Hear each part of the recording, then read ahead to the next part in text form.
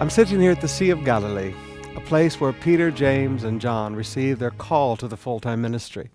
And I want to talk to you about the call. There is a supernatural call that God places upon young men and young women to give themselves full time to the work of God.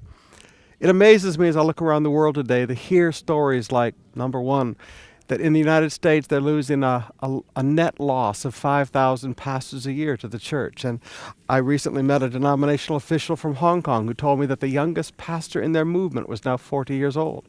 I recently spoke to a missionary who had just come back from Japan, and he told me that the youngest pastor in their entire movement was 60 years old, and the one who was considered a child was almost 50 years old. Now, brothers and sisters, this does not bode well for the future of the Church of Jesus Christ, because too many people that are stepping into the ministry are people who are presenters and they are speakers, but there is no supernatural call of God upon their lives. I want to challenge you with what the call is really all about. From this auspicious place, a place where Jesus called Peter, "Come follow me, I'll make you fishers of men." A place where Peter and Andrew and James and John all received a call. We're sitting here just outside of the ancient village of Capernaum, right along the shores where all of this took place.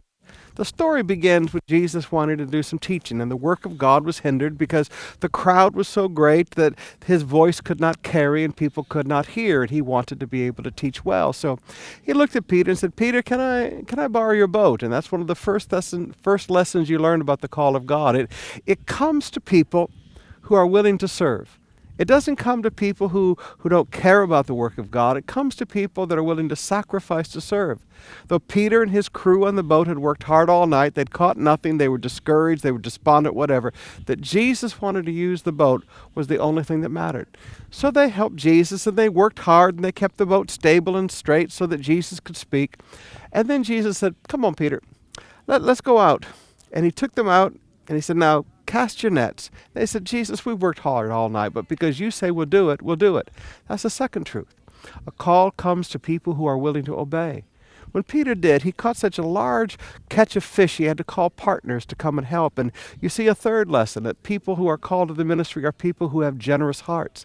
They're not competitive, selfish people. They're people who have generous hearts and are willing to share. And then when they came back in with this great boat, and Peter had the greatest catch of fish in his life, and prosperity was flowing, Jesus said, "Now, I want you to walk away from all that.